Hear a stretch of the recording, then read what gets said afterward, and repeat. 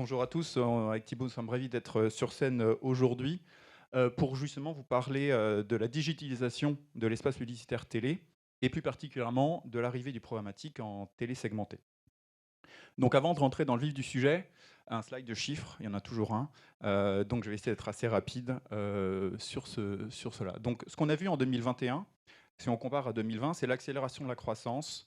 Et en croissance, on ne parle pas d'un effet rattrapage qu'on a pu voir en 2020 après les confinements successifs, mais d'une croissance qui est basée sur de l'innovation et sur une programmatisation accrue des différents formats et des différents modes d'achat, et en particulier celui de la télé segmentée. Donc sur le graphique à gauche, vous voyez effectivement, donc tous les chiffres que vous voyez ici sont pour le marché français et viennent du Xandr Relevance Report qui est sorti en septembre dernier. Et on voit que 62% des sondés avaient l'intention dans les 12 prochains mois de développer et de renforcer leur présence sur la télé segmentée. Je ne rentrerai pas encore dans le chiffre parce que c'est vrai qu'il y a le timer qui passe et qu'on voit que ça défile, mais les chiffres sur la télé linéaire sont assez parlants quand on compare effectivement les deux colonnes. Et c'est vrai qu'on parle beaucoup de convergence, et derrière ce mot, que ce soit en France, dans d'autres pays, il y a des ambitions et des réalités très différentes. Mais au final, dans le quotidien, ce qu'on voit, c'est qu'il y a vraiment une attente des sondés, et les chiffres le montrent ici, pour une harmonisation et une simplification des mesures de l'audience, des mesures de ciblage, des KPI communs, que ce soit sur la partie télévision, mais effectivement en lien avec la partie digitale. Et donc là-dessus, Thibaut, je te laisse présenter la réalité d'M6. Voilà. Merci Xavier, merci d'avoir introduit cette notion de convergence. Donc la convergence, qu'est-ce que ça signifie pour un groupe média historique, qui plus est un broadcaster? Ça s'est beaucoup illustré en 2021 parce que finalement, en 2021, avec le lancement commercial de la publicité segmentée dont on a parlé depuis plusieurs années, on était plus que jamais dans cette convergence entre la TV et le digital. Pour partager quelques enseignements, j'en partagerai trois. Le premier, déjà c'est une bonne nouvelle, c'est que techniquement ça fonctionne. La convergence, c'est aussi prendre le meilleur des deux mondes. Et finalement, je dirais, les process, la qualité de la télévision, l'expérience de diffusion ont plutôt apporté du bon. Et aujourd'hui, sur les 50 campagnes qui ont été diffusées ou qui sont en cours de diffusion, tout fonctionne parfaitement. Donc ça, c'est la première bonne nouvelle.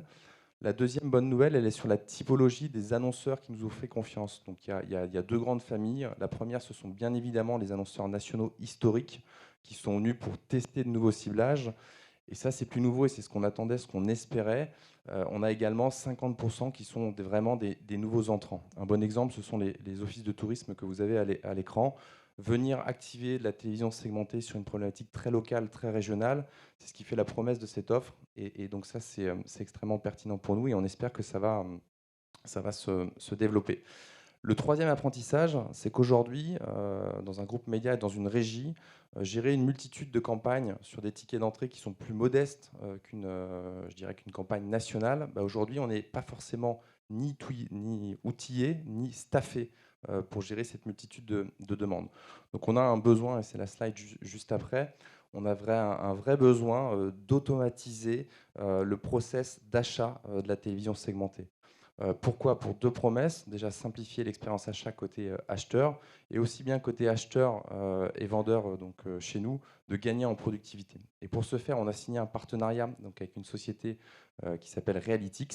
Et dans le cadre de ce partenariat avec Realytics, c'était extrêmement important pour nous de proposer un outil d'automatisation à travers un outil DSP qui est reconnu du marché.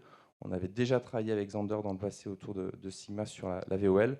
Donc ça nous semblait naturel de continuer ce partenariat sur la télévision segmentée. Ah oui, effectivement, tu faisais référence à Sigma, mais que ce soit Swap Nexus à l'époque, Xandr maintenant, il y avait pas mal de projets qui ont été faits donc, avec la régie d'M6. Et donc là, ce qui est très étonnant, enfin, ce qui nous fait plaisir sur ce projet, c'est qu'on est tous les deux sur nos cœurs de métiers respectifs. Et là-dessus, je reviens sur les trois points qui nous paraissent clés chez Xandr. C'est effectivement plus d'automatisation, plus de digitalisation des modes d'achat et sur des formats qui sont nouveaux, qui n'étaient pas forcément impactés par ces changements auparavant.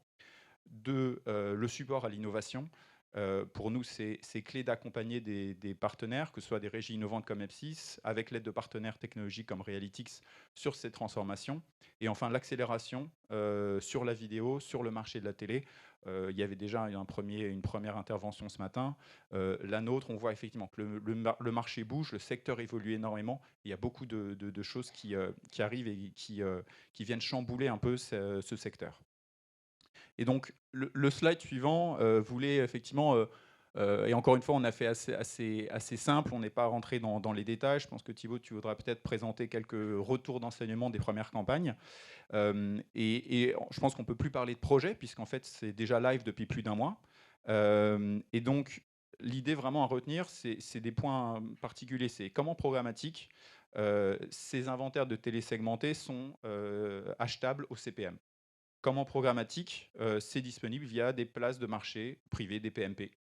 Comment programmatique, vous avez une capture d'écran, c'est via l'interface du DSP Xander, via l'intégration avec Cadkimia, que vous pouvez avoir accès à ces inventaires. Donc, effectivement, on retrouve un univers qui est extrêmement semblable.